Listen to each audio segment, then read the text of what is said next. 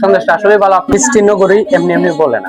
আসসালামু আলাইকুম, আমি আহনাফ আবার চলে আসছি জয় কৃষ্ণ মিষ্টি ভান্ডারে।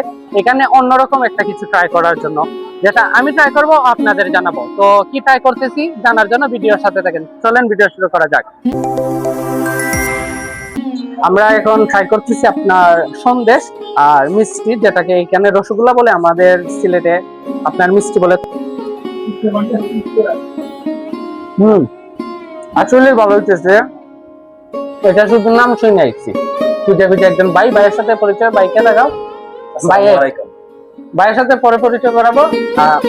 ভাইয়া নিয়ে আসছেন আমাদের এটা ট্রাই করানোর জন্য। ওনার সাথে আমার ফেসবুকে পরিচয়, অনেক আন্তরিক ভাই। টাঙ্গাইলের মানুষ আসলে আন্তরিক। আর আমাকে 2টা চামচ দিয়েছেন, এটা আমার হয়তো ভাগ্য। আর সন্দেশটা আসলে ভালো, আপনারা কখনো টাঙ্গাইল আসলে ট্রাই করে যায়। টাঙ্গাইলকে মিষ্টি নগরী এমনি এমনি বলে না। আসলেই ভাই, এটা যেন রসগোল্লা, আমি ভাবছি এটা আমাদের সুনামগঞ্জ যে মিষ্টিগুলো হয় এইটা না ভাই, ভিন্ন টেস্ট।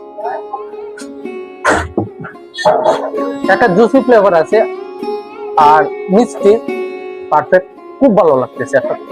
মানে এটা আছে না, বিরক্ত আসবে না, আপনি যত ইচ্ছা খেতে পারবেন। আমি ট্রাই করতে আমার ভালো লাগতেছে। আর আপনি যদি এই মিষ্টিটা ট্রাই করতে চান, আর সন্দেশটা আসলেই ভাই সন্দেশ ভালো হয়েছে। আপনি আসতে হবে পাকুল্লা বাজার, মির্জাপুর, টাঙ্গাইল। টাঙ্গাইলে আসলে এখানে জমিদার বাড়ি আছে, পাকুল্লা একটা জমিদার বাড়ি আছে, যেটা অবশ্যই ভিডিওতে দেখবেন।